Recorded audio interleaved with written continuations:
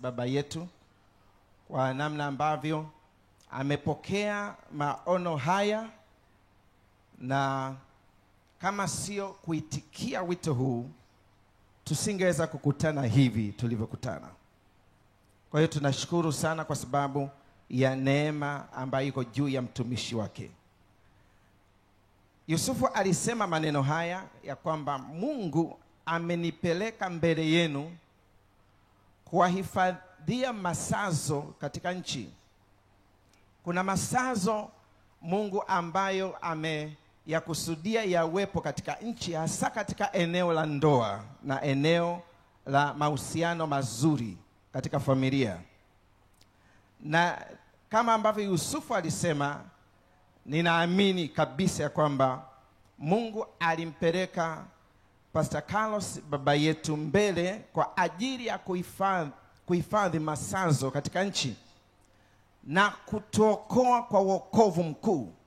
Ninajua siku ya leo kuna wokovu mkuu sana ambao unaenda kutokea katika ndoa, katika familia, na kwa vijana wetu wanapoenda kujiandaa kwa ajili ya maisha ya ndoa. Kila mmoja ataenda kupokea package yake kama ambavyo tumepokea session ya kwanza na session ya pili. Na pia nimeambatana na familia yangu. Kwa neema ya Mungu, Mungu ametupatia watoto 4, watatu wa kiume na wa kike 1. Ni neema ambayo Mungu ametupatia, tunamshukuru kwa sababu ya hiyo. Lakini pia nimeambatana na penzi mke wangu. Nitaomba asimame pale alipo. Asante sana. Jamani, niko hivi nilivyo kwa sababu kuna msaada wa karibu ukitoka kwa Mungu, lakini kuna kwa mke wangu. Nashukuru sana Mungu kwa sababu ya kibali Mungu alichonipatia kwa ajili ya kumpata mke mwema. Bwana Yesu asifiwe. Leo hii tunakutana kwa sababu yapo maono ambayo yalikaa katika moyo wa mtumishi wake, na kuna maandiko matatu ambayo Mungu alimpatia ili tuweze kushirikishana katika semina hii. Andiko la kwanza ilikuwa ni kitabu cha Mwanzo sura ya 2 na mstari wa 18. Na kile kipande kinasema, si vyema huyo mtu awe peke yake. Si vyema huyo mtu awe peke yake. Na andiko la pili liko kwenye kitabu cha Mhubiri sura ya 4 na mstari wa 9. Neno la Mungu linasema, afadhali kuwa wawili kuliko mmoja. Afadhali kuwa wawili kuliko mmoja. Na andiko la tatu liko katika kitabu cha Mathayo sura ya 19 na mstari ule wa 5. Na hao wawili watakuwa mwili mmoja. Na hao wawili watakuwa mwili mmoja.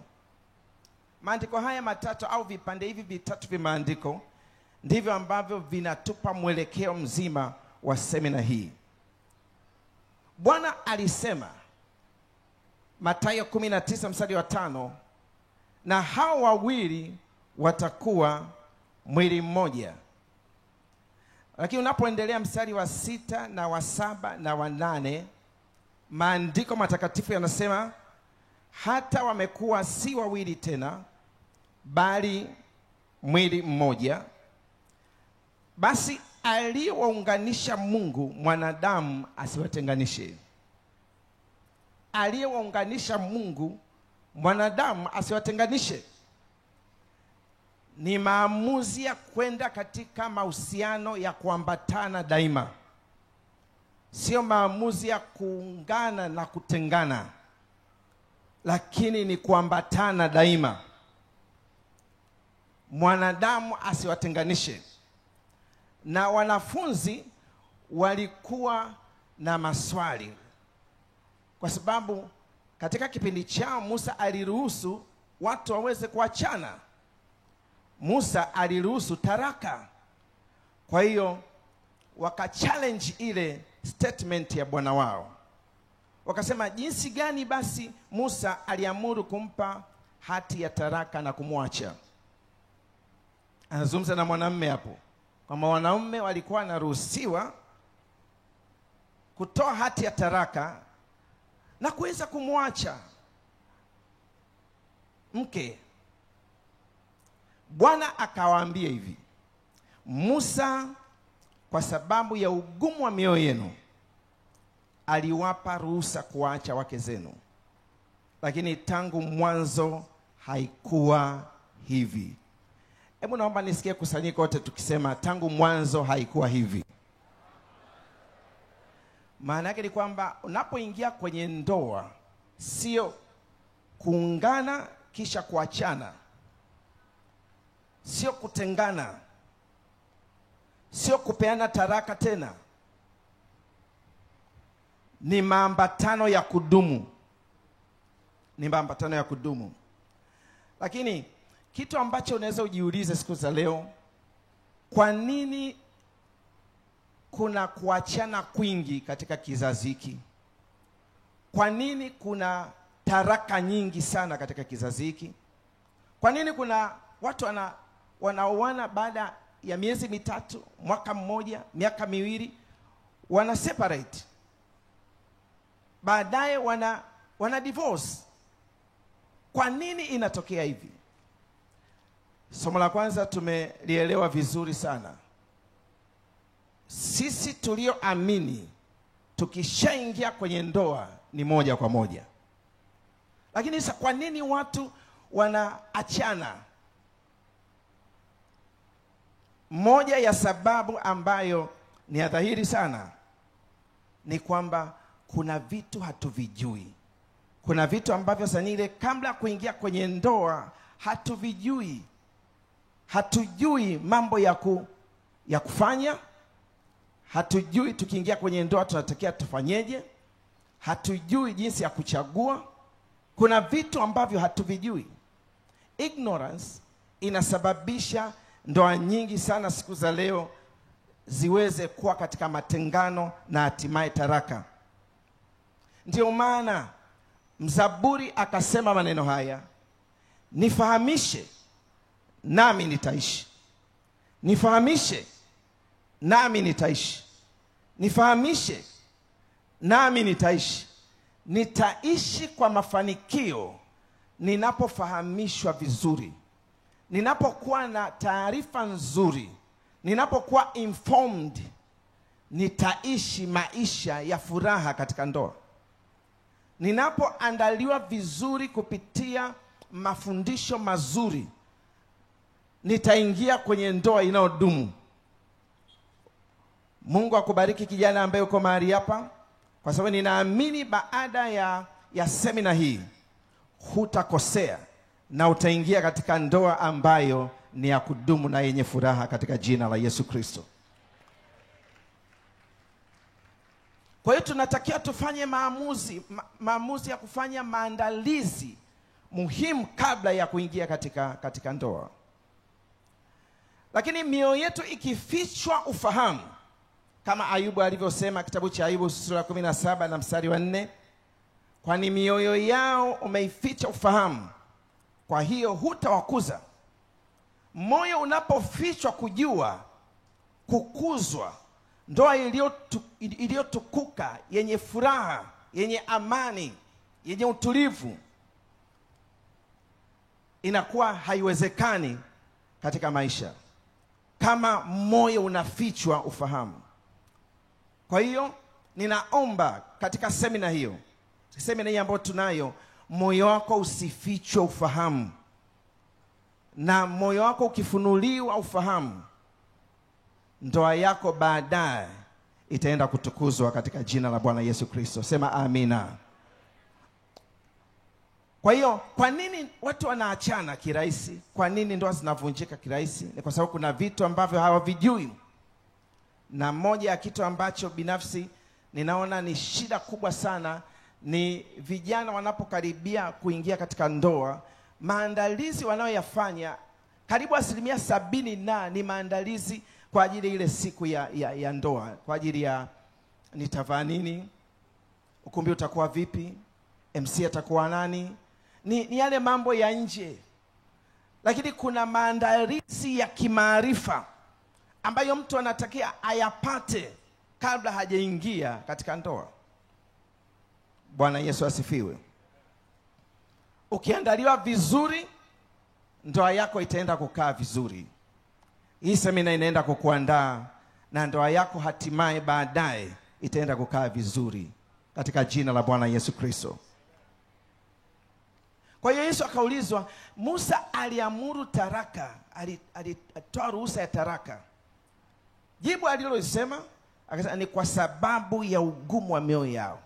Kwa hiyo sababu ya kwanza ni kwamba watu hawana maandalizi ya kimaarifa. Sababu ya pili, ugumu wa mioyo. Ugumu wa mioyo. Walimu wawili wametufundisha hapa mafundisho mazito sana.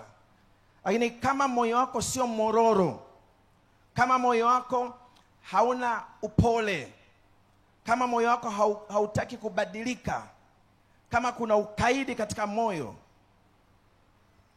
hata unapoingia kwenye ndoa hutakutana na uzuri wa ndoa, na hatimaye kutakuwa na matengano. Ugumu wa mioyo umeharibu ndoa nyingi katika kizazi chetu. Maombi yangu ni kwamba moyo wako ukawe mwepesi, ukafunuliwe, moyo wako ukalainike kweli ya Mungu inapoingia katika maisha yako. Na kwa kufanya hivyo utayapokea haya mafundisho. Maandiko yanasema wazi ya kwamba pokeeni kwa upole lile neno ambalo limepandwa katika mioyo yenu. Ili neno linaweza kuokoa nafsi zetu. Bwana Yesu asifiwe. Ayubu alisema hivi, kama wakisikia na kumtumikia.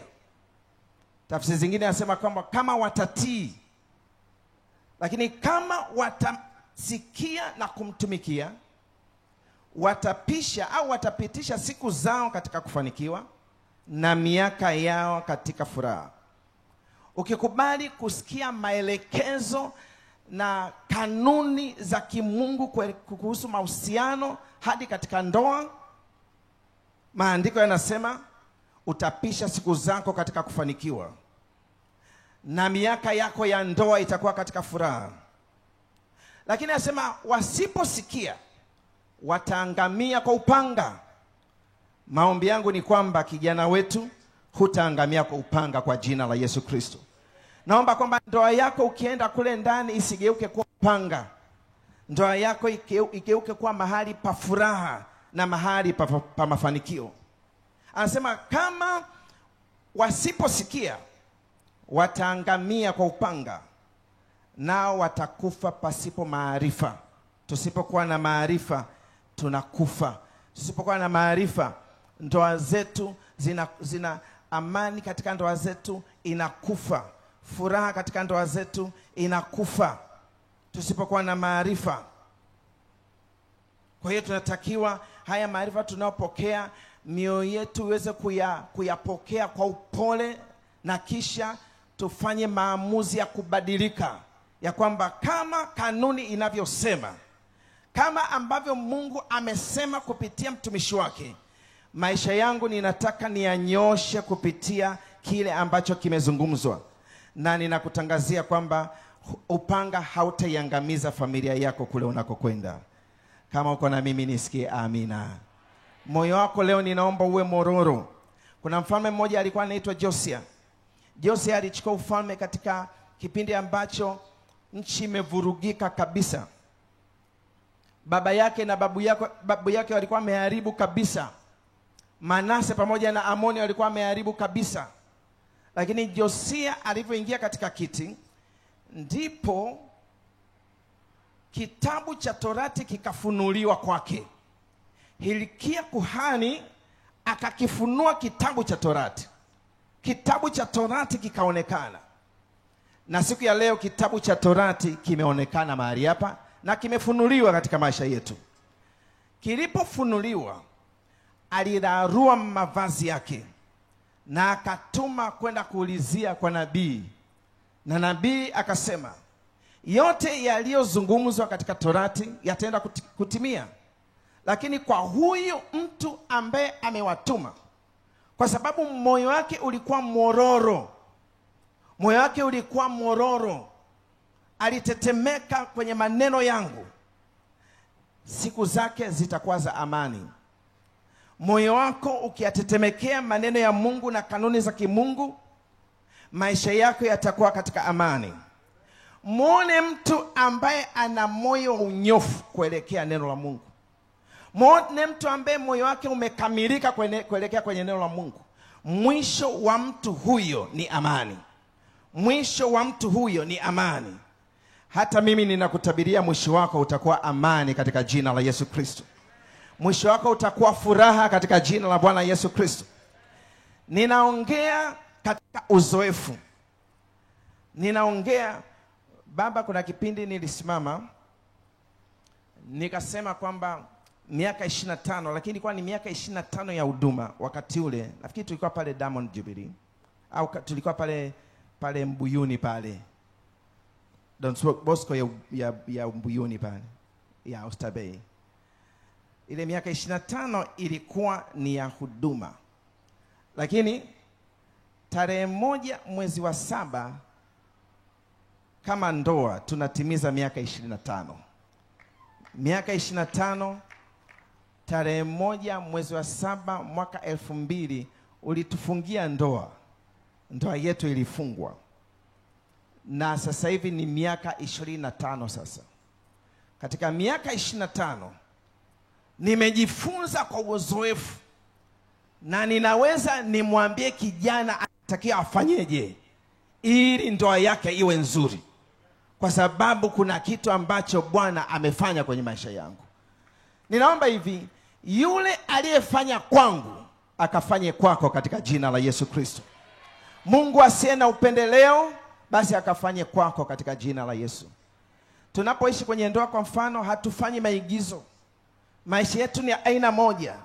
Maisha yetu tukiwa sirini, kama alivyofundisha Mwalimu Francis, yanakuwa ya aina moja. Maisha yetu tunapokuwa kanisani yanakuwa ya aina moja. Maisha yetu tunapokuwa mtaani yanakuwa ya aina moja. Tuliamua kufuata kanuni za kimungu kwa ajili ya kujenga ndoa. Na tulivyofanya hivyo, hakuna shetani ambaye aliweza kuvunja ndoa. Wakati mwingi tunamuinua sana shetani, lakini shetani hayupo. Tukiziishi kanuni ni superior kuliko mashetani yote. Hata maombi yanapungua kuziombea ndoa zetu kwa sababu ya kuziishi kanuni. Nikijua mimi natakia nifanye kitu gani, mwenzangu akijua natakia afanye kitu gani, na tukajikomiti kuyafanya, ndoa inakuwa starehe. Ndoa inakuwa mbingu duniani. Kilio changu, kijana wangu, ninaomba ukiingia kwenye ndoa, ndoa yako ikawe mbingu duniani. Nasema tena, ndoa yako ikawe mbingu duniani katika jina la Yesu Kristo. Na hata wanandoa tulioko mahali hapa, tunaweza kubadilika na tukaanza kuishi maisha ambayo sio ya kawaida, maisha ya mafanikio na furaha katika ndoa zetu.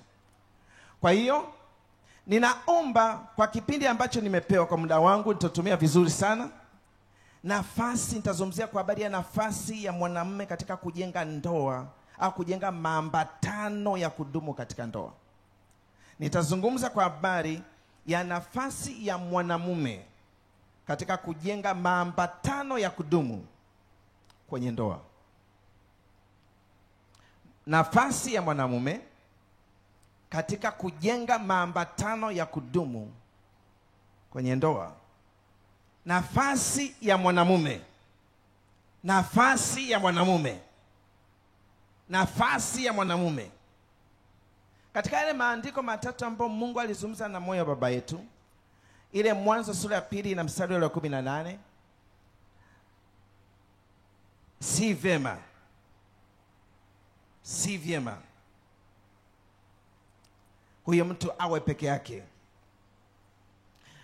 Ukisoma kwa mwendelezo, asema nitamtafutia msaidizi wa kufanana naye.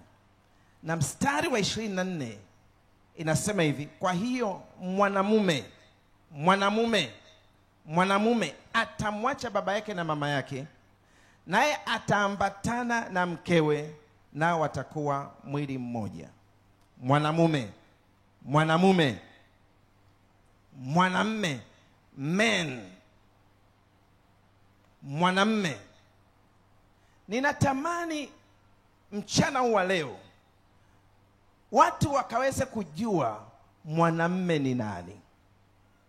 Sizungumzii jinsia ya kiume, ninazungumzia mwanamume.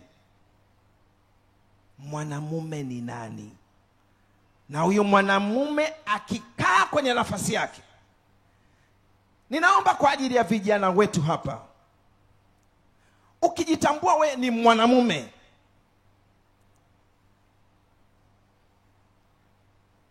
mwambatano utatokea kwenye ndoa hapo baadaye.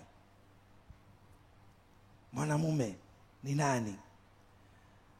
Mtumishi mkubwa wa Mungu Miles Monroe alisema hivi, ya kwamba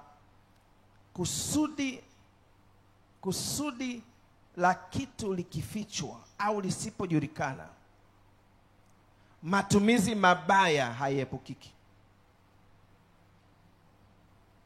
Kusudi likifichwa, basi abuse inatokea. Kama sisi wanaume hatutajua tunavyofanya, Mungu alivyotuumba, jinsi alivyotuumba, namna ya kufunction, kama itafichwa machoni petu na kwenye mioyo yetu itafichwa, tutaanza kuabuse maisha. Sisi wenyewe tutajiabuse. Sisi wenyewe nguvu alizotupa, uwezo aliotupa, tutautumia vibaya. Saa nyingine tutautumia vibaya kuyaharibu maisha yetu wenyewe na kuyaharibu maisha ya wanaotuzunguka. Maisha wanaotuzunguka wa karibu zaidi, mke, watoto.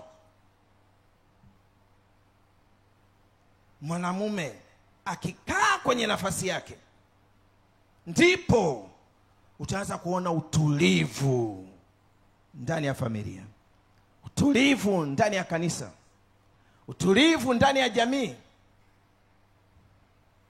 Katika mfumo wetu wa kielimu tunafundishwa kwa vitu vingi. Tunafundishwa wakati mwingine kuwa madaktari, tunafundishwa kwa walimu, tunafundishwa kwa wanasheria, tunafundishwa kwa wahasibu. Lakini kufundishwa kuwa mwanamume, baba, mara nyingi hatufundishwa. Na ndio maana tunaweza kufanikiwa katika maeneo mengi sana, lakini tukija ndani ya nyumba tunakuwa failures. Nyumba hazina amani, nyumba hazina furaha, nyumba zinakuwa na vilio, taraka zinatokea, separations zinatokea. Lakini tukifundishwa men, wanawake nao wataanza kukaa katika starehe, watoto ndani ya familia watakaa katika starehe.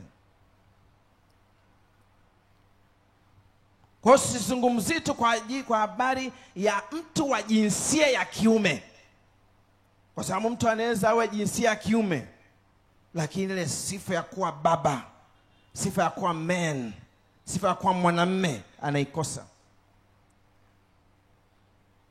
Mungu anahitaji wavulana wakue mpaka mwanamume atokee ndani ya mvulana.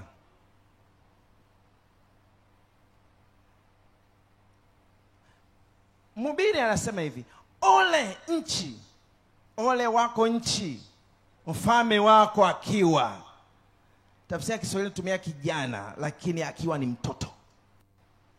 Kwenye nyumba mtu anaweza anaonekana amekuwa kimwili, lakini zile qualities za ndani anaonekana bado ni mtoto.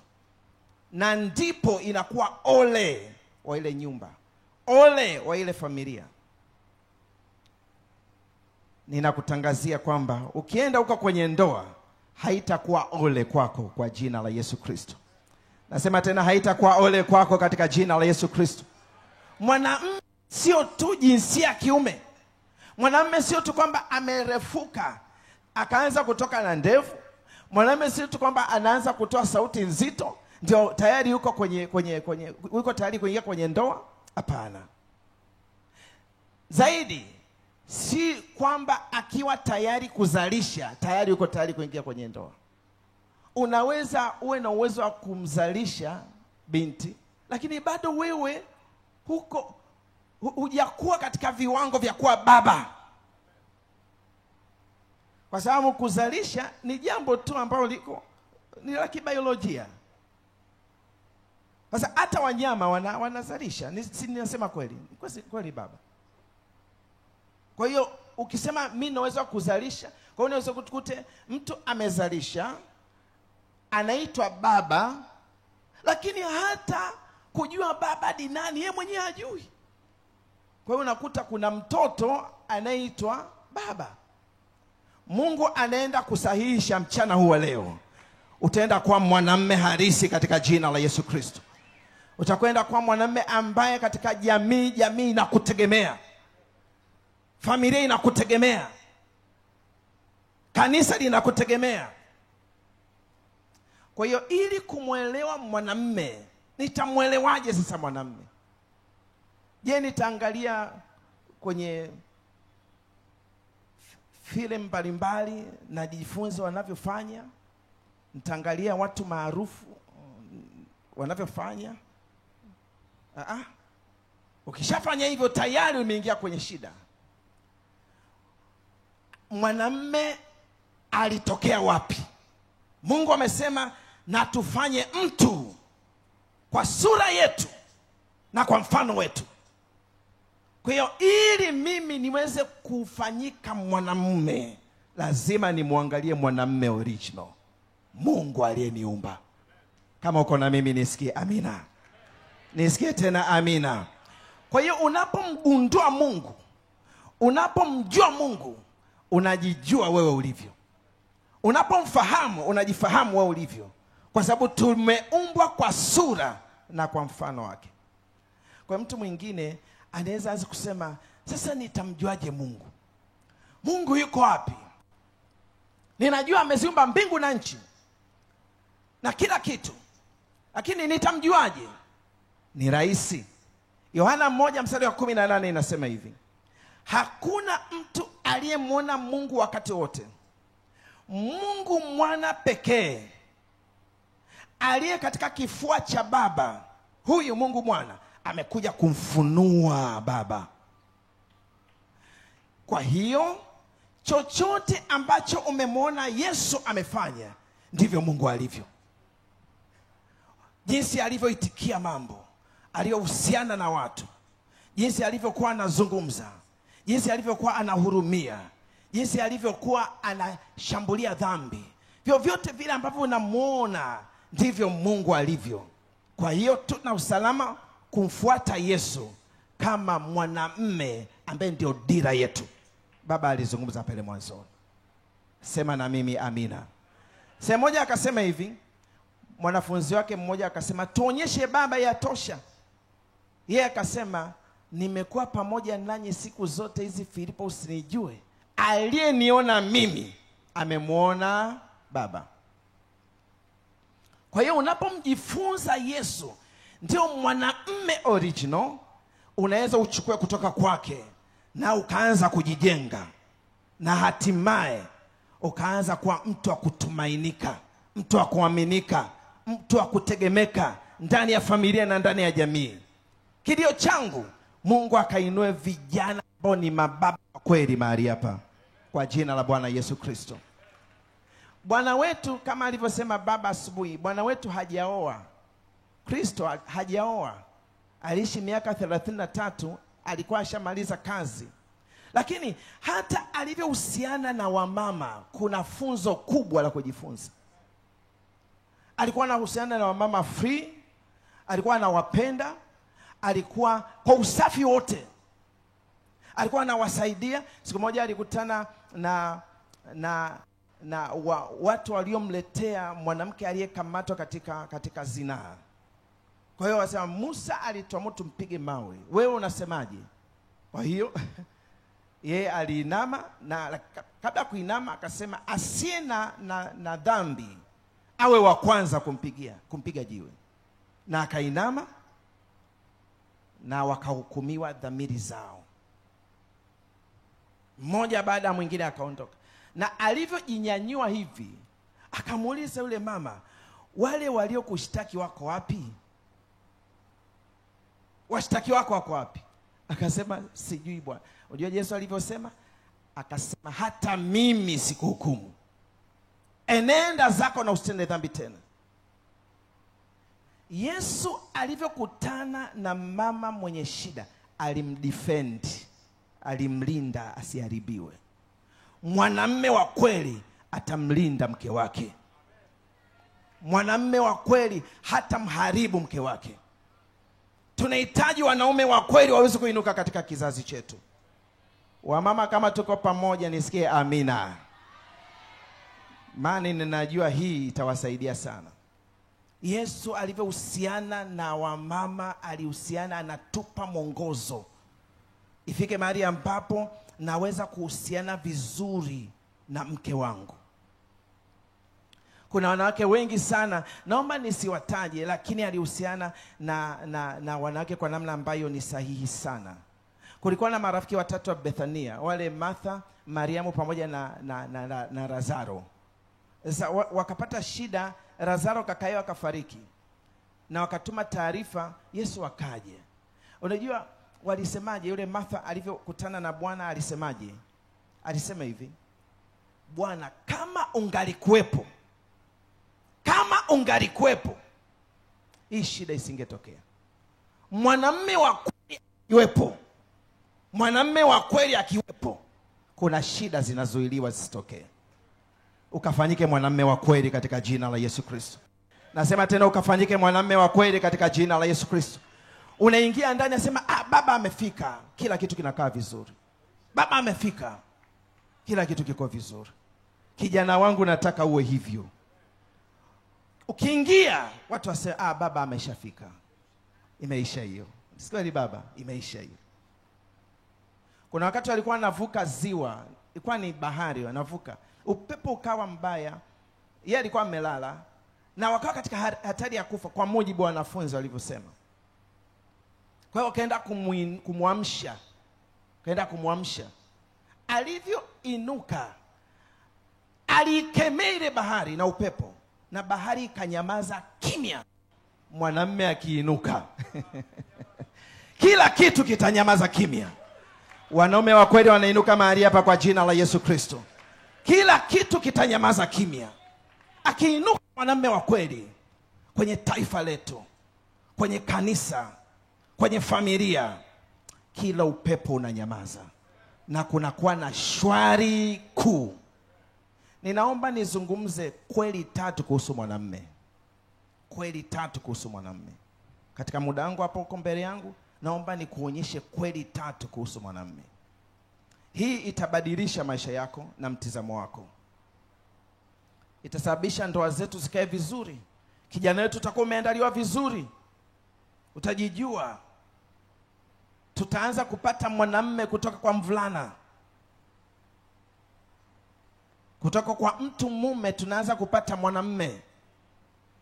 Ndio maana Mungu asema nikatafuta mtu. Alimtafuta men. Katika kizazi kile anamtafuta mtu. Hata kwenye familia zetu anamtafuta mtu. Kwa hiyo naomba nikuonyeshe hizi kweli tatu ambazo kila ukimtaja mwanamume, ninaomba umdefine kwa hizo kweli tatu. Sema amen. Kwenye kitabu cha Mwanzo sura ya 2 na mstari wa 7, Bwana Mungu akamfanya mtu kwa mavumbi ya ardhi, akampulizia puani pumzi ya uhai, mtu akawa nafsi hai. Mwanzo 2 mstari wa 7. Bwana Mungu akamfanya mtu kwa mavumbi ya ardhi, akampulizia puani pumzi ya uhai, mtu akawa nafsi hai. Ili neno hili lina kina sana. Ili neno lina kina sana. Kwa sababu unaposoma Mwanzo sura ya 1, alimuumba mwanamume na mwanamke. Kukumbuka kwamba mtu ni roho. Kwa hiyo Mungu alifanya katika ulimwengu wa roho, mwanamume na mwanamke waliumbwa.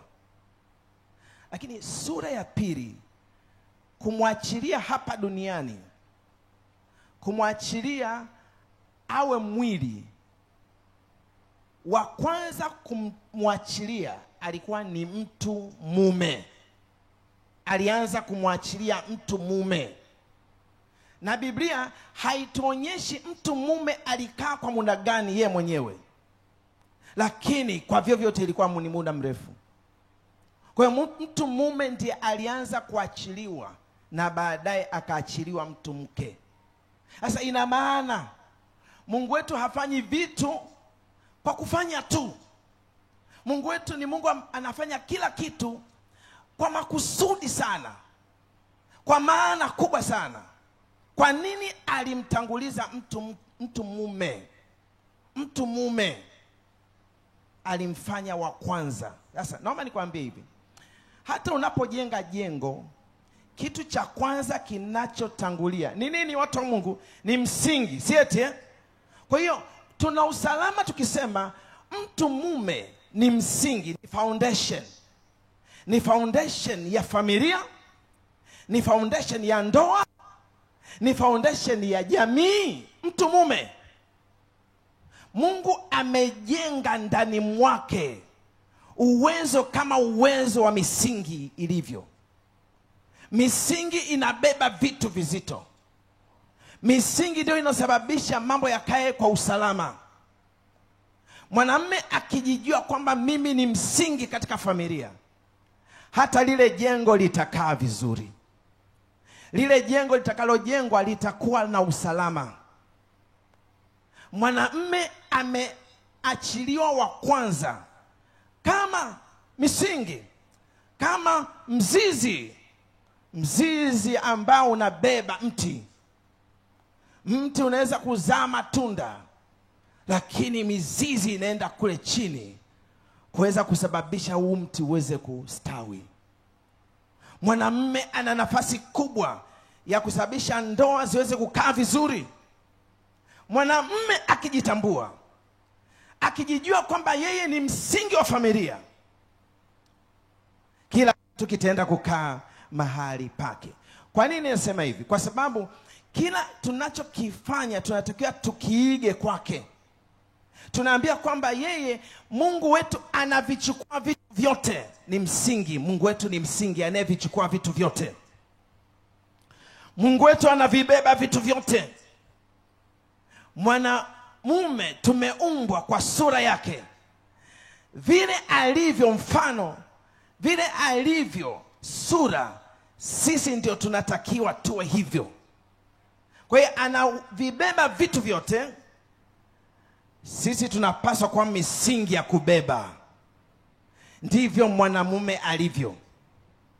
Ndivyo wewe kijana, jione hivyo kwamba wewe ni msingi. Mungu amekuumba hivyo.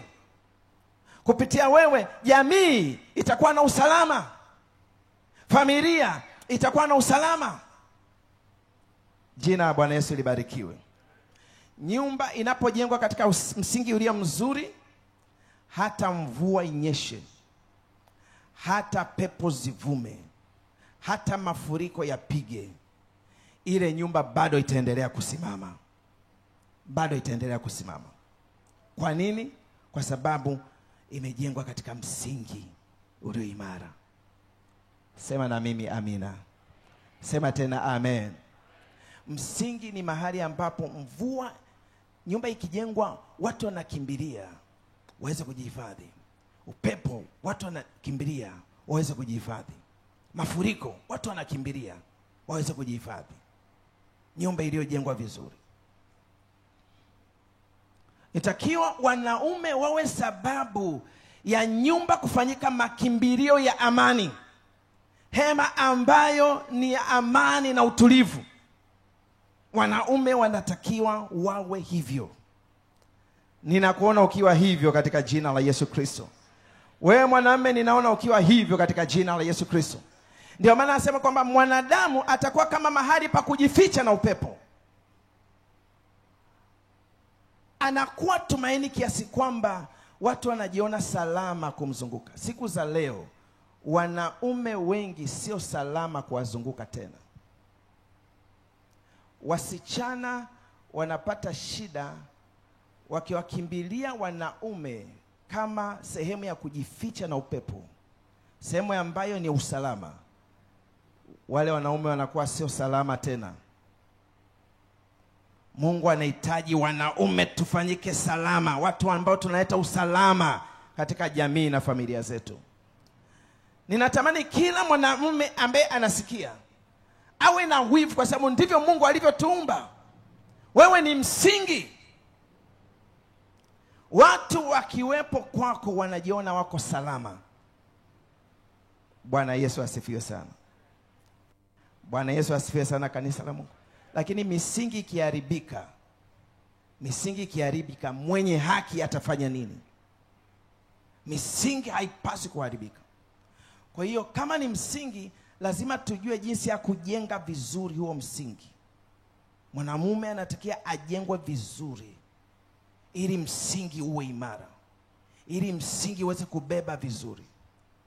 Kwa unapozungumzia msingi, ni alama ya uimara wa familia, ni alama ya usalama wa familia.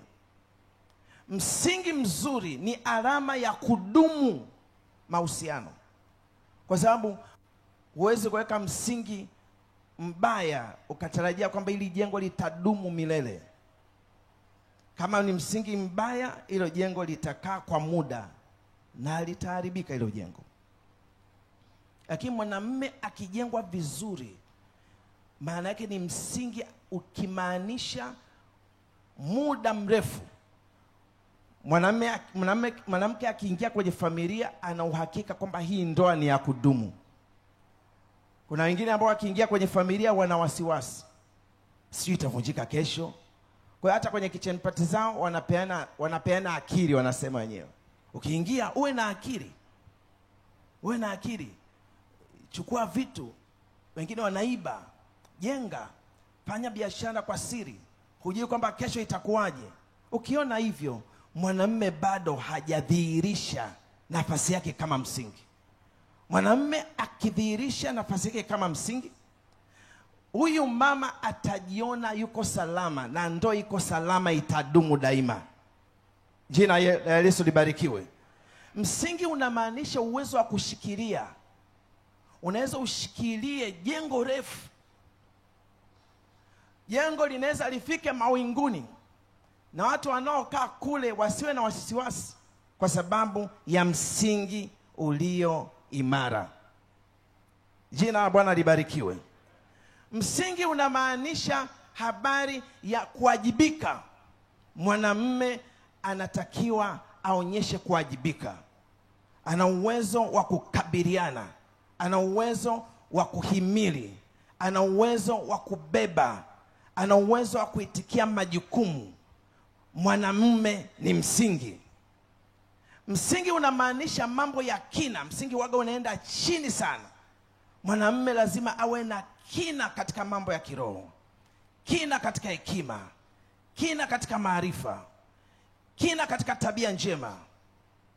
Ndipo ambapo jengo likijengwa watu wanaliona liko salama na liko zuri. Ninatamani hivi kwamba ifike mahali ambapo sisi wanaume tunatambulika kupitia wake zetu.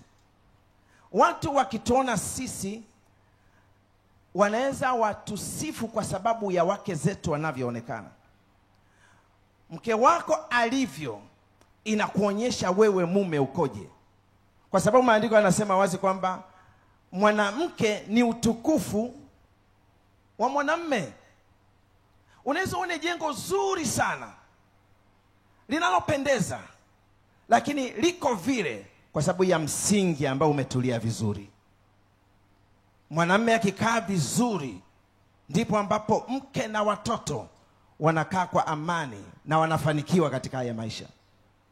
Sema amina, kanisa la Mungu.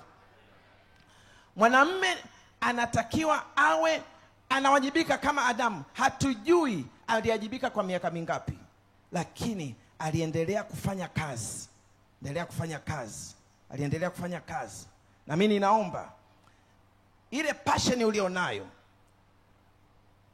ile kusudi ulilonalo, ile hamu ambayo Mungu ameweka kwenye moyo wako, anza kuitoa, fanyie kazi. Fanya kazi, itoe nje. Fanyia kazi ndoto zako. Ndipo itafika mahali ambapo utaanza kujiona una upweke. Mungu anasema asiwe peke yake, nitamfanyia msaidizi wa kufanana naye. Kwa hiyo inaanzia na mwanamume kujitambua kama msingi. Mtu ambaye yuko tayari kubeba majukumu, mwenye ndoto na maono, na akaanza kujikomiti kwenye ndoto zake. Ndipo baada ya pale loneliness itaachiliwa na Mungu ataleta msaidizi katika maisha yako. Nisikie amina, kanisa la Mungu. Kwa hiyo ndoa ni kwa ajili ya watu wenye nguvu. Ndoa si kwa ajili ya watoto. Ndoa ni kwa ajili ya watu waliojiandaa. Ndoa ni kwa ajili ya watu ambao wameamua kukomaa. Amua siku ya leo kama kijana na kama baba mahali hapa, ya kwamba nitahakikisha mke wangu ataenda kuwa mtu wa furaha. Nitahakikisha familia yangu itaenda kuwa ya furaha. Sitamfanyia mke wangu mambo ya hiana. Unaweza kuamua kuanzia leo. Na ukiamua, ukifanya huo uchaguzi, inakuwa fungu la maisha yako. Yote yanawezekana. Naona ndoa nzuri zinawezekana mahali hapa katika jina la Bwana Yesu Kristo. Nasema tena, ndoa nzuri zinawezekana mahali hapa katika jina la Yesu Kristo. Jambo la pili kuhusu mwanamume, au kweli ya pili kuhusu mwanamume. Kweli ya kwanza, yeye ni foundation. Kweli ya pili kuhusu mwanamume ni kwamba mwanamume ni mtu wa mamlaka. Mwanamume ni mtu wa mamlaka. Mwanamume ni mtu wa authority. Mwanamume ni mtu ambaye akizungumza anapenda asikilizwe. Mwanamume ni mtu ambaye anapenda watu wamtii. Anapenda mke wake amtii. Anapenda watoto wake wamtii. Mwanamume anapenda akizungumza neno lake linakuwa na nguvu. Mwanamume anataka akizungumza mambo yanafanyika. Ni kitu ambacho kimejengwa ndani yetu sisi wanaume. Bwana Yesu asifiwe. Ndio maana Mungu, kwa kulijua hilo vizuri sana, kwa sababu ndiye aliyetumba, akasema hivi, enyi wake watiini waume zenu. Sasa unapomtii ni kama unamlisha. Ndivyo ambavyo ametengenezwa. Ametengenezwa ili aheshimike. Anapenda aheshimike. Anapenda watu wamtii, familia imtii. Ni tofauti kidogo na wamama. Wamama wameumbwa ili tuweze wanataka mtu awajali, awapende. Wanapenda mtu ambaye anawasikiliza ili kuwasaidia. Mtu ambaye yuko karibu. Ndivyo walivyotengenezwa. Sisi wanaume tumetengenezwa neno letu liwe na mamlaka. Watu waweze kusikiliza. Watu waweze kutii. Lakini unajiuliza hivi, je, hiyo mamlaka inajileta yenyewe? Mamlaka inayozungumzwa hapa ni mamlaka ambayo unaingiza wewe, unaijenga wewe. Bila hiyo mamlaka utafadhaika katika familia. Utafadhaika katika ndoa. Kwa sababu utaona ninadharauliwa. Utaona sisikilizwi. Utaona watu hawajitiishi kwangu. Sasa unaijengaje mamlaka? Huwezi kusema kwamba kuanzia leo kila mmoja lazima anitii mahali hapa. Kuanzia leo Biblia imesema enyi wake watiini waume zenu. Kwa hiyo we mama, kuanzia leo nahitaji utii wako. Haiji hivyo. Hebu sema pamoja nami, haiji hivyo. Haiji hivyo. Inakuja kwa njia ya kazi, functions. Na Mungu ameweka system kwenye Mwanzo 1:28, ameweka mfumo kabisa wa jinsi ya kuitengeneza mamlaka. Anasema hivi, Mungu akawabarikia, Mungu akawaambia, zaeni, muongezeke, be fruitful, multiply, muongezeke, mkaijaze nchi na kuitiisha. Kanuni ni rahisi. Ili uweze kutiisha na ukatawala, ili neno lako liwe na mamlaka, lazima kuwe na matendo ya wema yanayozidishwa kwenye familia yako. Baba lazima ajifunze kuzidisha matendo ya wema katika familia yake, ili kujenga mamlaka katika maisha yake. Lazima ajifunze sio kuzalisha tu kitu kizuri, lakini kukizalisha na hatimaye kukizidisha, kukifanya kwa cha mwendelezo. Kile ambacho ni kizuri unakifanya ni nzuri, lakini usiishie hapo. Kifanye kwa mwendelezo. Fanya kwa mwendelezo yale matendo ya wema, matendo ya kumsaidia, ya kusaidia familia, matendo ya kuijenga familia, matendo ya kuilinda familia, matendo ya kuitunza familia. Unatakiwa uyafanye kwa mwendelezo. Ukiyafanya kwa mwendelezo, familia itaona, mke ataona, kisha watajitiisha, watajisubmit wenyewe willingly, sio kwa kutumia maguvu, kutumia ukali. Watajitiisha wenyewe. Kama uko na mimi nisikie amina. Na hiyo ni siri ambayo Bwana ameisema. Akasema kama vile mwana wa Adamu asivyokuja kutumikiwa, bali kutumika. Alikuja kutumika, alikuja kuserve. Mwanamume lazima ajifunze kuwa na tabia ya kutumikia familia, kumsaidia mke, kusaidia watoto. Matendo ya wema huyakomeshi, hayaishi. Wewe ni msingi, vyote vile vinavyohusu msingi unaviendeleza. Mtu ajione kwamba, au mke ajione yuko salama, ajione kwamba amelindwa, ajione kwamba ametunzika, anajiona kwamba hii ndoa ni ya kudumu. Fanya matendo ya mwendelezo ya wema, na itafika mahali ambapo atajitiisha mwenyewe chini yako, na neno lako litakuwa na mamlaka. Kama uko na mimi nisikie amina. Wanafunzi walitaka waombe kwamba tujalie tukae mmoja mkono wako wa kushoto na mmoja mkono wako wa kuume. Bwana akasema hivi, haiji kwa namna hiyo. Kuinuliwa juu, kuwa na mamlaka, sio matokeo ya kukiomba cheo, ni matokeo ya kutumika. Anayetaka kuwa mkubwa kwenu awe mtumishi wenu, anayetaka kuwa wa kwanza kwenu awe mtumwa wenu. Kadiri unavyotumikia ndivyo mamlaka yako inaongezeka. Ninaona wanaume wakienda kutumikia familia zao hapa kwa jina la Yesu Kristo. Wanaume hatutaziacha familia zetu, tutazitumikia familia zetu. Kama uko na mimi nisikie amina. Tumepewa hizi nguvu tulizopewa, uwezo wa kiakili, uwezo wa kimisuri, uwezo wa kiroho tuliopewa. Hatujapewa uwezo kwa ajili ya kuwapiga wake zetu. Hatujapewa uwezo kwa ajili ya kuwaonea familia.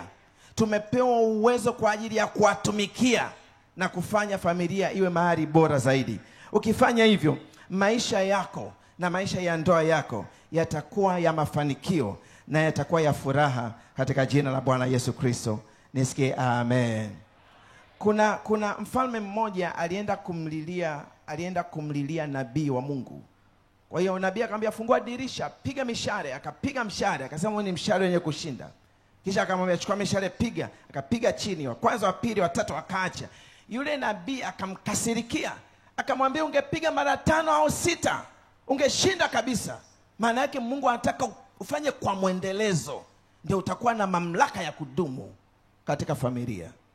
Bwana Yesu asifiwe. Asema unatakiwa usiache. Wako wanaume wengine ambao waliacha kufanya matendo ya wema toka katika uchumba. Kwenye uchumba sio kuna kitu gani pale, lakini kuna wema ambao hauna kifani. Watu wanapendana kwa namna ambayo si ya kawaida. Message, simu, zawadi, kuwasiliana. Unaweza useme kwamba tuko upanga hapa, tunaenda Mwenge, tusipande gari yoyote, tutembee kwa miguu. Na unaona amefika Mwenge mapema tu, kwa sababu ya mazungumzo matamu, wanashikana mikono. Lakini wanapoingia kwenye ndoa, matendo yote ya wema yamekatikia pale. Haipaswi kuwa hivyo. Inapaswa kwa makusudi kuweza kuendeleza matendo ya wema. Itafika kipindi yule mama atakuita bwana wangu, my lord, my lord, kama ambavyo Sara alimuita Ibrahim bwana wangu. Hajamuita kwa sababu alikuwa anatishiwa kwamba niite bwana. Aliita bwana kwa sababu aliona mtiririko wa matukio ya wema anayoyafanyiwa, na kisha akajitiisha kwa mume wake. Bwana Yesu asifiwe. Akajitiisha kwa mume wake. Familia zinatusubiri wanaume tuweze kusimama. Naamini Mungu anainua wanaume wa kweli mahali hapa kwa jina la Yesu Kristo. Nasema tena, anainua wanaume wa kweli mahali hapa kwa jina la Yesu Kristo. Mungu anainua vijana ambao wanaenda kwa wanaume wa kweli katika jamii yetu. Vijana ambao watakuwa wanajifahamu wao ni nani. Watajifahamu wao ni misingi katika familia. Vijana ambao watakuwa na uwezo wa kubeba majukumu katika familia. Vijana ambao watakuwa wanaendeleza matendo ya wema katika familia, na ndoa zao hakika zitaenda kuwa nzuri katika jina la Yesu Kristo. Nisikie amen. Nisikie tena amina. Kwenye familia yetu, baba hapa ni shahidi, tulikaa miaka 5 bila mtoto. Miaka 5 bila mtoto. Lakini najua kuna wengine wamekaa miaka mingi, lakini kwambie ni kipindi kigumu sana hicho. Kipindi kigumu sana hicho. Nimekutana na baadhi ya wanaume ambao wake zao au kwenye ndoa yao hawana watoto, wanaanza kuwataki wake zao. Mahusiano yao yanakata. Hawatendi tena matendo ya wema kwa wake zao. Wanaanza kuwashutumu. Huyo sio mwanamume. Naomba tu unirehemu. Huyo ni dume, sio mwanamume. Ni dume. Mwanamume ataendeleza kumpenda mke wake kama Ibrahim kwa miaka 25. Miaka 25. Miaka 25. Kama Elkana. Jinsi ambavyo Hana alikuwa hana watoto, lakini akamwambia, mimi ni bora kwako kuliko watoto 10. Mimi ni bora kwako kuliko watoto 10. Alikuwa bado anaendelea kumpenda mke wake tena na tena. Nikwambie, ni kipindi ambacho ilikuwa kumhifadhi na kumlinda zaidi mke wangu kuliko kipindi chochote kile. Lakini wanaume wengine wanawafanyia ukatili. Ule sio wanaume wa kibiblia. Ule sio wanaume wa kibiblia. Mungu akainua wanaume wa kweli katika jina la Bwana Yesu Kristo. Nasema Mungu anaziponya familia zetu kwa jina la Yesu. Kama unaamini nisikie. Kuna nabii mmoja, Elia jina lake, alienda Sarepta. Alipofika Sarepta, akakutana na mwanamke mmoja mjane. Alikuwa anaokota kuni wakajipikie chakula cha mwisho wafe. Lakini unabii ukatoka. Na kweli kile chombo cha unga hakikuisha, na ile chupa ya mafuta haikuisha. Yaani anachota unga kwenda kupika, akirudi unga uko vile vile. Anachota tena anaenda kupika, akirudi uko vile vile. Siku nyingi sana. Na chupa ya mafuta kadhalika, akimimina apikie, akishusha chini, mafuta yako vile vile. Yaani kama haya maji yangu unavyoona, unamwaga ukirudisha iko vile vile. Siku nyingi. Siku nyingi. Sasa ikatokea katika maisha yale, yule mama akafiwa na mtoto wake. akafiwa na mtoto wake. Elia akasema, Mungu, haya mabaya yametokea vipi hapa? Na Elia akamchukua ile mtoto akampeleka orofani, akaanza kuomba na kuomba. Maandiko yanasema roho ya yule mtoto ikamrudia, mtoto akafufuka.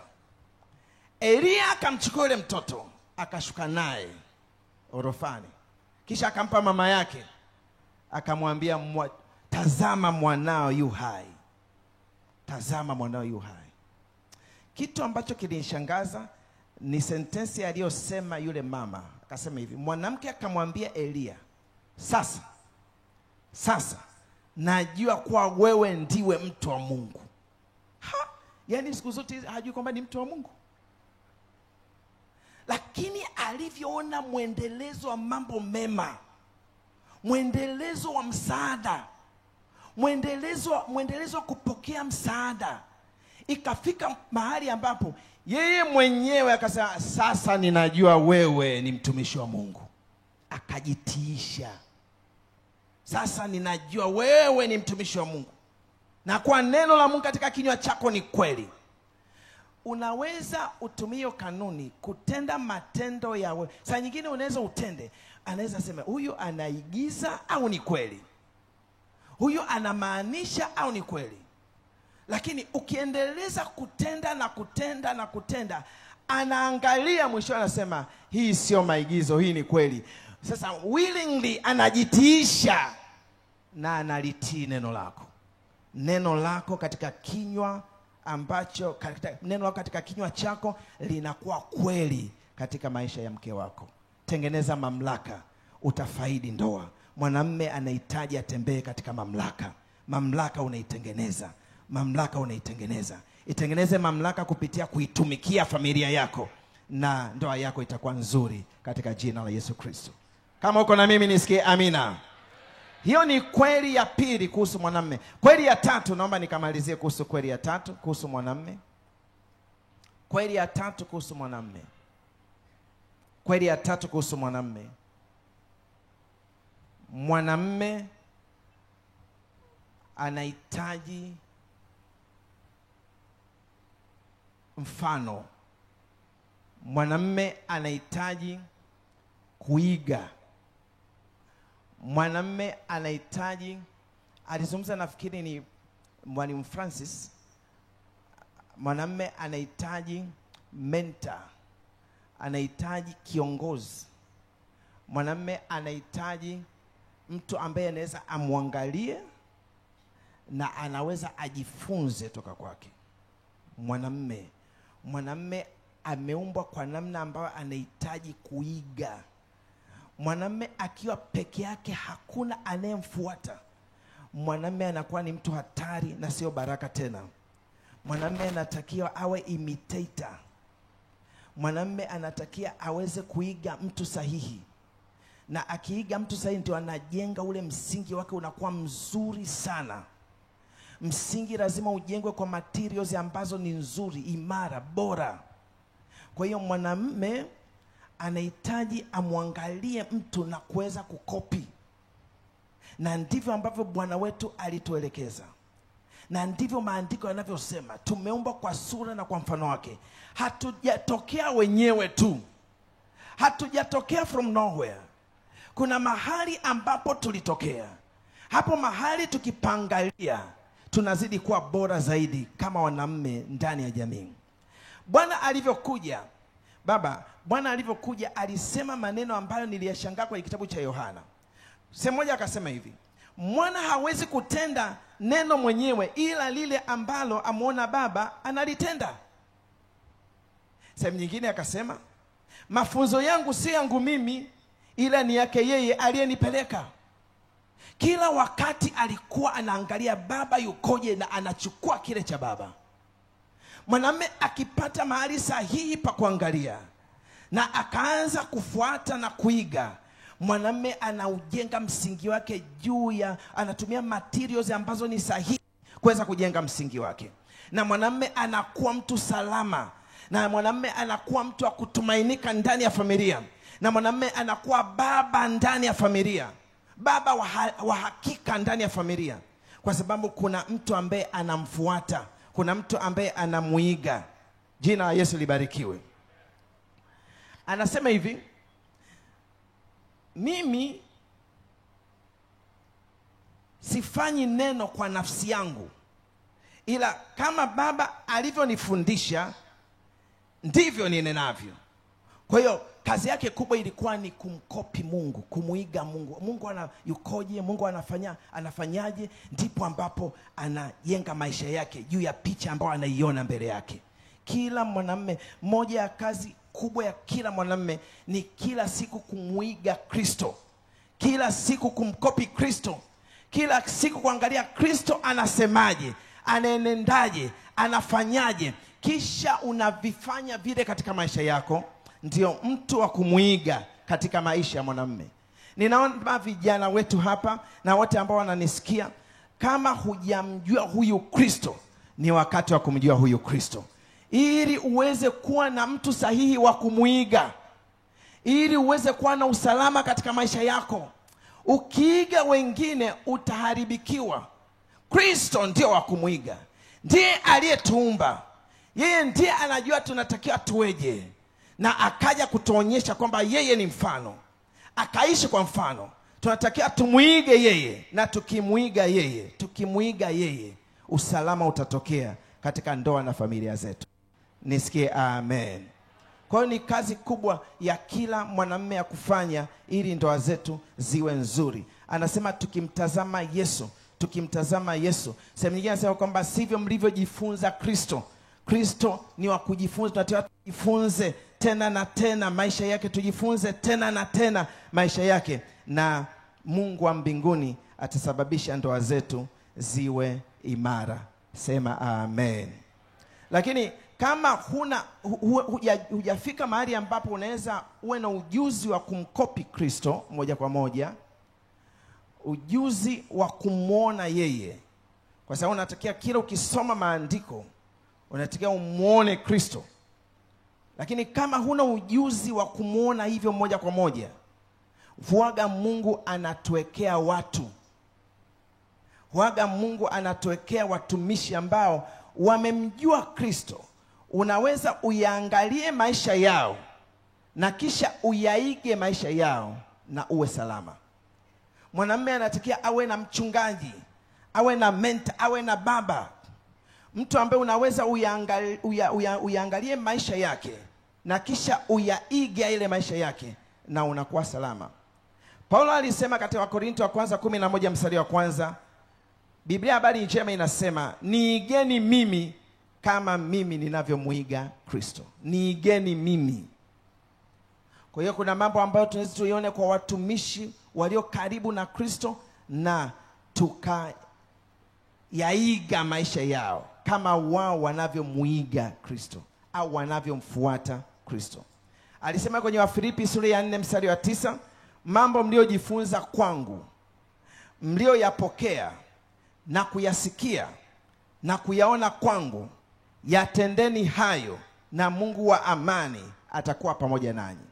Kwa ni watu ambao wamejiweka mahali ambapo wao ni mfano wa kuigwa, ni mfano wa kufuatwa. Unaweza upate watu kama hao, unaweza utafute watu kama hao, na baadaye unaweza ujijenge wewe uwe mtu ambaye unaweza uambie wengine, nifuateni mimi kama ninavyomfuata Kristo. Mungu anataka vijana wote tuamue kufanyika hivyo, na neema ya Mungu ikakufunike katika jina la Yesu Kristo. Mungu amesema tusio wavivu, bali tukae wafuasi wa hao. Kwa hiyo kuna watu ambao wamezirithi ahadi, watu ambao wamefanikiwa katika Mungu, watu ambao wanakina katika mahusiano, wanakina katika tabia njema. Watu hao kiafuata, watu hao kiwaiga, maisha yako baadaye ya ndoa yanakuwa mazuri. Kwa sababu siku zote ukimuiga mtu ambaye sio sahihi, unajitafutia shida baadaye katika ndoa yako. Naomba nikuonyeshe, nimalizie kwa kukuambia mfano wa maisha yangu. Miaka ya mwanzo ya 90 hapa mwanzoni hapa, nilienda kwenye mkutano wa Injili. Nilikuwa kijana mdogo, hata maono ya kuoa na wito wa kuoa bado. lakini pengine anaweza asijue, lakini Pastor Carlos anaweza asikumbuke, lakini mimi nilibadilishwa. Na pengine siye kumwambia. Lakini ilikuwa ni pale Kidongo Chekundu. Nikamwona yeye na mke wake. Nikaona namna wanavyoenenda. Nikaona namna wanavyohusiana kwa kutaniana, kucheka pamoja. Walikuwa wanamsukuma mtoto wao kwenye kigari kile, Helen.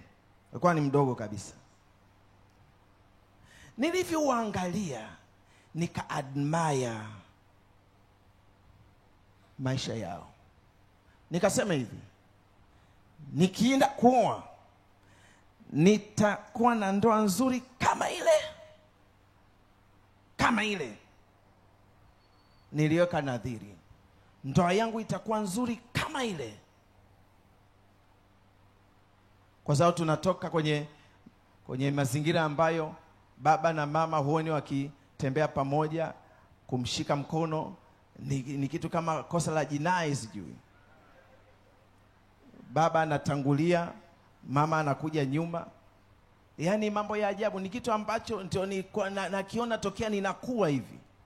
Lakini nilivyokuja nikawaona, nasema ile ndoa ile, mimi nataka niwe na ndoa kama ile pale.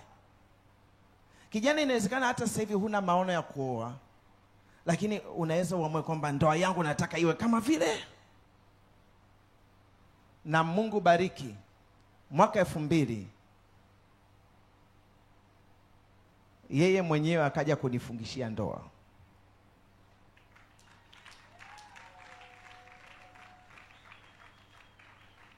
Na tangu wakati huo, sisemi ili kujitapa, lakini nasema ili kujenga. Nimekuwa na ndoa ya namna hiyo na naendelea kuijenga mpaka leo. Mpaka leo. Kwa sababu Mungu ni wa ajabu. Nilikuwa sio mshirika pale mimi, nilikuwa sijajua kwamba huyu ni mtu anatokea wapi, lakini baadaye nikaokoka, nikampa Yesu maisha yangu, nikaamua kujikomiti kwa Mungu ili maono yako mazuri yatimie. Amua kujikomiti kwa Mungu aliye hai. Nikajikomiti kwa Mungu aliye hai. Na nikasali kwenye ile kanisa pale Shauri Moyo. Baada ya muda huyo Pastor Carlos ndio akaja akawa mchungaji wangu. Ikasema pewa dabo. Nikawa karibu naye, baadaye nikawa mchungaji. Nikazidi kuwa karibu naye, nikaona zaidi wanavyoenenda. Ndio maana sisemi kumpamba au kutumia mgongo wa chupa, lakini huyu ni baba na ninampenda kwa dhati. Na yule Teresa ni mama yangu na ninampenda kwa dhati. Wamenitoa mahali na wamenisababisha niwe na ndoa nzuri mpaka leo. Mpaka leo. Mke wangu anaitwa Betha, lakini jina Betha kwenye kinywa changu sijui limetoka mara ngapi. Kwa sababu nilivyokuwa karibu nasikia tu dia. Nikasema na hilo na kopi, hilo nachukua hivyo lilivyo. Hilo na kopi. Mwanamume ana kopi. Ukopi kitu kizuri. Kwa ile bila kuedit nasema hiyo dia. Kwa miaka 25 inaenda sasa ni dia. Hadi watoto wetu wanajua kabisa kwamba dia wako wanakuita huko.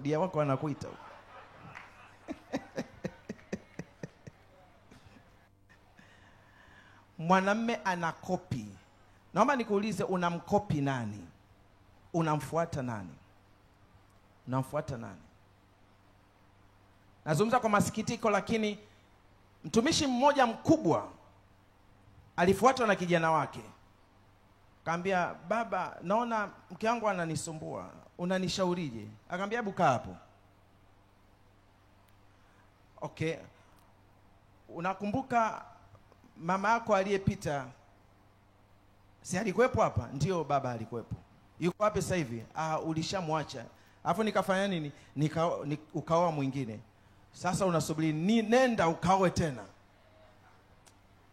Mafundisho ya kuzimu kama hayo hatuyataki kwa jina la Yesu. Hatuyataki kwa jina la Yesu Kristo. Asubuhi tumefundishwa usifungiwe nira na mtu asiyeamini kwa namna isiyo sawa sawa. Usikubali kufuata mafundisho potofu, na usikubali kufuata ushauri wa watu ambao sio mashauri kutoka kwa Mungu. Heri mtu ambaye hakwenda kwenye shauri la wasio haki. Hakutembea katika njia ya wakosaji, wala hakuketi kwenye baraza la wenye mizaha. Tafuta ushauri kwa mtu aliye sahihi. Waangalie watu sahihi waliofanikiwa, kisha yanyooshe maisha yao kupitia maisha ya watu hao. Mungu amewaweka katikati yetu ili kutusaidia. Ndoa zilizoko mahali hapa ninaamini zinaenda kupona kwa jina la Yesu Kristo. Ninaamini wanaume wa kweli wanaenda kuinuka, wanaume ambao ni misingi ya kweli, wanaume ambao wataenda kuendeleza matendo mema kwa familia zao na wake zao. Usije ukaniambia mimi nilikunulia gauni, sikunulia mwaka jana ninunua gauni, kununulia gauni, kiatu kile. Endeleza kununua tena na tena basi. Tena na tena endeleza. Sio ukasema mwaka jana. Mbaya zaidi kwamba wapo wanaume ambao hata size ya kiatu cha mke wake hakijui. Ukimuuliza size ya kiatu cha mke wako hajui. Hajui hata size. Lakini kama wewe umejifunza kutumikia, vitu hivyo ni vidogo sana. Jifunze kutumikia familia yako tena na tena. Baba hapa asema balance mambo. Ni kweli, mimi kabla ya kuoa nilivyokuwa najitoa ni namna ya ajabu. Nilikuwa nasoma Biblia sura za kutosha kwa siku. Kwa mwaka narudia tena Bible. Lakini baba nilivyoingia kwenye ndoa, nikaona lazima niwe mjanja, ni balance mambo. Lazima ni balance mambo. Lazima ni balance mambo. Yote haya ni kwamba tulipewa misingi iliyo mizuri. Mwanamume lazima ajione yeye ni msingi. Mwanamume lazima arudie matendo ya wema kwa mke wake na familia, na mwanamume lazima awe na sehemu nzuri ya kuiga. Mungu wa mbinguni akubariki sana. Naamini dakika zangu zimesha karibia. Niko sahihi baba? Yusufu, niko sawa? Niko sawa Mungu ni mzuri. Naomba usimame pale ulipo, nataka tukafanye maombi machache. Alafu tutakuwa tumemaliza kipindi chetu hiki. Paulo alisema, Petro alisema, nilicho nacho ndicho nikupacho. Nilicho nacho, kijana wangu, kijana wetu, tulicho nacho ndicho tukupacho. Nimekuja kugundua kwamba shetani hana nguvu kabisa. Nikwambie siri, maombi yetu kuhusu ndoa haya sio maombi marefu tunafunga sana. Misingi na kanuni. Misingi na kanuni. Misingi na kanuni. Mimi baba niwe baba kweli kweli, na mama awe mama kweli kweli. Mtu mmoja anasema hivi, yuko hapa anasema, kwa nini tu amesemea wanaume, ametusemea tu si wanaume, sema tukusu wanaume. Mwambie si wanawake wana respond siku zote. Mwanamume akikaa vizuri, mwanamke ana respond. Anaitikia. Mwanamke anaitikia. Ukimpenda atakupenda. Ukimtumikia kwa mwendelezo, utaona ataitikia kile kile. Ukimwadhibu tena na tena, unampa adhabu tu, akikosea unampa adhabu, mwisho naye anaanza kukuadhibu. Chumbani huko anaanza kukuadhibu. Chochote unachokipanda kwake anakikuza. Kwa hiyo mwanamke, kwa hiyo yule anayepanda yule, ukidili na anayepanda yule, ndio inakaa vizuri. Ndio maana nimekutaja mwanamume. Sio kwamba nimekuonea. Umejengwa na ndoa yako inaenda kuwa nzuri kwa jina la Yesu. Haleluya. Hebu inua mikono yako pale ulipo. Hebu sema, Roho Mtakatifu wa Mungu uko mahali hapa kwa ajili ya kubadilisha maisha yetu. Mengi amesema kuhusu ndoa. Dunia ina mtizamo kuhusu ndoa, lakini mtizamo Mtizamo wako kuhusu ndoa ni ndoa zetu ziwe za amani na mafanikio. Natangaza kuanzia leo, ndoa zikawe na mafanikio katika jina la Yesu. Zilizopo na zinazokuja zikawe na mafanikio kwa jina la Yesu Kristo. Sema amen.